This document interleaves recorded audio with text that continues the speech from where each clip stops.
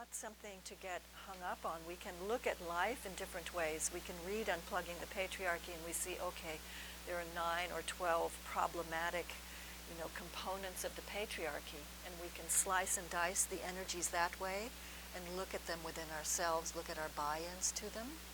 We can slice and dice feminine conditioning. And we have this nice diagram, and it's kind of this sacred geometry diagram. But really, at the end of the day, existence doesn't care about diagrams and categories.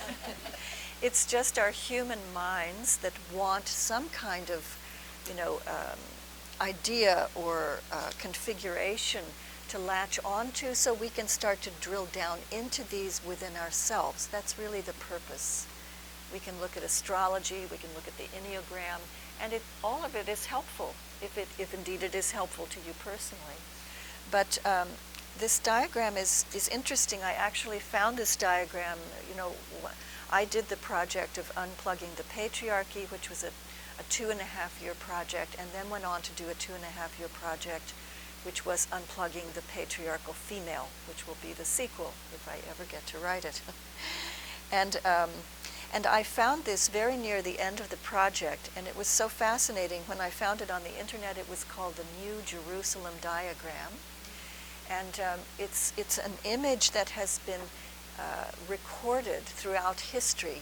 It affected me almost as it was our way of imprinting something and leaving a message to ourselves at this time so that we could go back and remember something very ancient about consciousness and the way we used to approach life.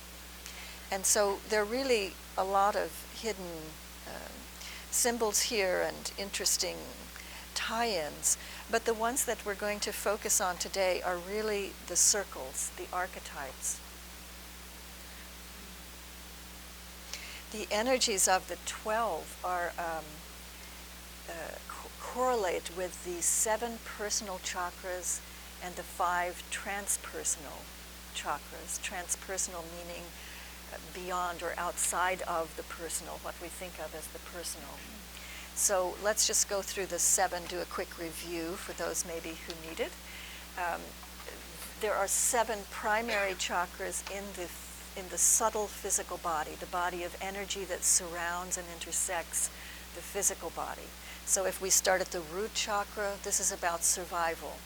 The Kundalini snake, they say in Hindu mythology, is wrapped around. The Kundalini being the life force, right? So it's wrapped around this root chakra, that's its home. And as we meditate, it rises. So it rises through a given incarnation. It rises from incarnation to incarnation. We experience evolution. We pull the energy up. We stabilize it at the heart chakra. We pull it up maybe in another lifetime. We stabilize it at the third eye. We transcend all of this. We exit. We become fully enlightened. So there's a progression that we go through as individual embodiments and that Mother Earth is going through.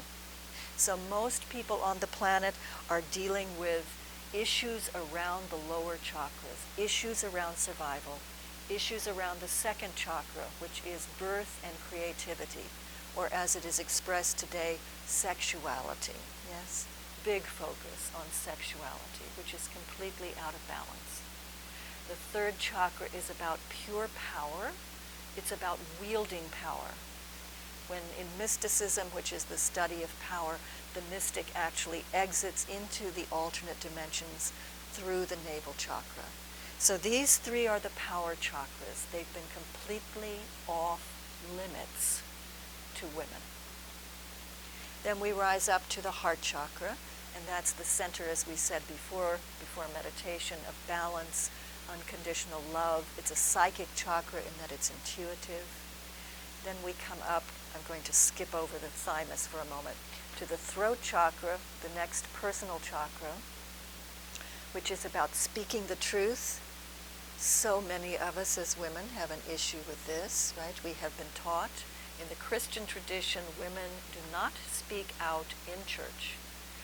We come on up to the third eye chakra, which is a psychic chakra, purely a psychic chakra, It's about being able to see into the past, into the future, into alternate dimensions, to have psychic perception. And then we move on up to the crown. The crown is really disassociated from the others in the subtle physical body. It sits just above. It's often called the thousand-petaled lotus of light. It's the exit point, right? When we completely, as we were saying before the meditation, when we completely merge with the void, then there is this sense of whoop, the personal self is taken away. It dissolves, and there is the experience of pure void, which is no experience, cannot be described experience. Then the transpersonal chakras are really more subtle, more esoteric in nature. Although the chakras, you might think of, they vibrate in the end, when you've meditated for a while, with the same level of purity and clarity. But the ones that are below have a sort of lower octave, more depth to them, more bite to them than these. As we move up, it's like moving up the scale in a piano. So it becomes more and more and more refined. Obviously, in order to see into alternate dimensions, that takes a certain level of refinement. So again, if we come back to most of humanity, we're dealing with very, very basic issues, lower vibrating issues. So if we go all the way down to the core of the earth, that's perhaps you could say the first transpersonal chakra.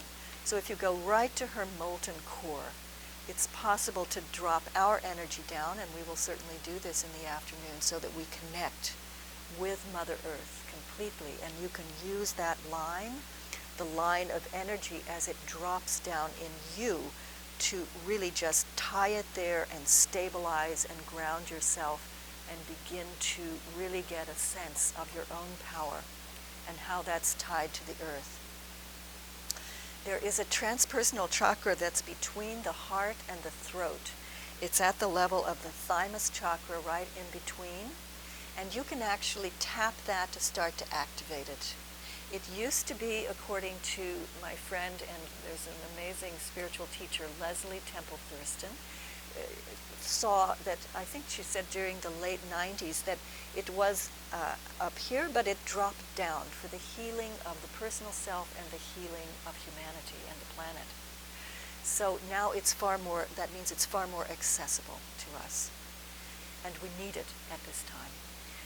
If you go up, out through the crown chakra, there is a point that I think of as kind of a push pin out in the solar system, a demarcation point. So if you exit here, then it's your way of, if you go further up, to find your way back to this embodiment in this time and place. Yeah? And I call that the solar system transpersonal chakra. If you go even further up, you're out into the galaxy.